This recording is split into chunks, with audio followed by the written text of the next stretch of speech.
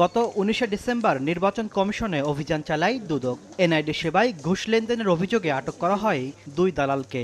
তবে অনিয়মের সঙ্গে ইসির কর্মকর্তা কর্মচারী জড়িত থাকার বিষয়টি প্রমাণিত হলেও দুদক কোনো পদক্ষেপ নেয়নি। কিছু লেনদেনের অভিযোগ আছে, সেগুলো আমরা এখন যাচাই বাছাই করব, পরবর্তীতে আমরা প্রতিবেদন দাখিল করব। একইভাবে গত ৮ জানুয়ারি কৃষি সম্প্রসারণ অধিদপ্তরে অভিযান চালিয়ে প্রমাণ পায় হারভেস্টার মেশিন বিতরণে অনিয়মের। ৩ গুণ বেশি দামে মেশিন ক্রয়ের তথ্য মিললেও তাৎক্ষণিক কোনো পদক্ষেপ না নিয়ে কমিশনের সুপারিশের অপেক্ষায় অভিযান শেষ করে। হারভেস্টিং মেশিনগুলো বিতরণের ক্ষেত্রে কৃষক নির্বাচনে অনিয়ম হয়েছে বা যে প্রতিষ্ঠানগুলোর সাথে টেন্ডার হয়েছে প্রতিষ্ঠানগুলোর প্রয়োজনীয় শর্ত পূরণ করেনি। দুদকের তথ্য বলছে, আব্দুল মমিনের নেতৃত্বে দুদকের নতুন কমিশন দায়িত্ব গ্রহণের ২০ দিনে ৭০টির বেশি অভিযান চালিয়েছে।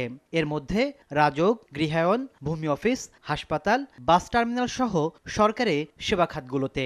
এসব অভিযানে অধিকাংশ ক্ষেত্রে দুর্নীতির প্রমাণ মিললেও তাৎক্ষণিক কোনো পদক্ষেপ নেওয়া হয়নি। ফলে দুদকের অভিযান দিন দিন সাধারণ মানুষের কাছে আস্থা সংকটে পড়ছে।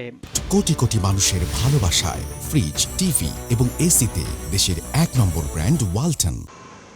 অবশ্য দুদক বলছে, প্রতিটি অভিযান বিশ্লেষণ করে কমিশনে সুপারিশ করা হয়। যেই ক্ষেত্রে অনিয়ম এবং দুর্নীতির প্রমাণাদি পাওয়া গেছে সেগুলি সংক্রান্তে সে প্রতিবেদনে উপস্থাপন করে থাকে এবং এই প্রতিবেদন দুর্নীতি দমন কমিশনে উপস্থাপনের পর এই বিষয়ে সিদ্ধান্ত গৃহীত হবে। দুদকের সাবেক এই মহাপরিচালক মনে করেন, তড়িৎ ব্যবস্থা না নিলে প্রশ্নবিদ্ধ হবে দুদকের অভিযান।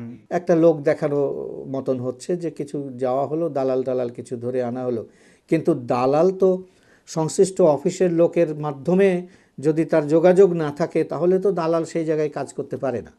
তাহলে সেই অফিসের সংশ্লিষ্ট ব্যক্তিদেরকে যারা দায়ী তাদেরকে তো এইটার মাধ্যমে আসার কথা, ওই দালালের সাথে সাথে সংশ্লিষ্ট অফিসের সংশ্লিষ্ট কর্মকর্তাদেরও ধরবার কথা। তবে অতীতে দুদকের এনফোর্সমেন্ট টিমের অভিযানে হাতে নাতে সরকারি কর্মকর্তা গ্রেফতার সহ নানা তড়িৎ পদক্ষেপের ইতিহাস রয়েছে। তাসলিম তৌহিদ, সময় সংবাদ, ঢাকা।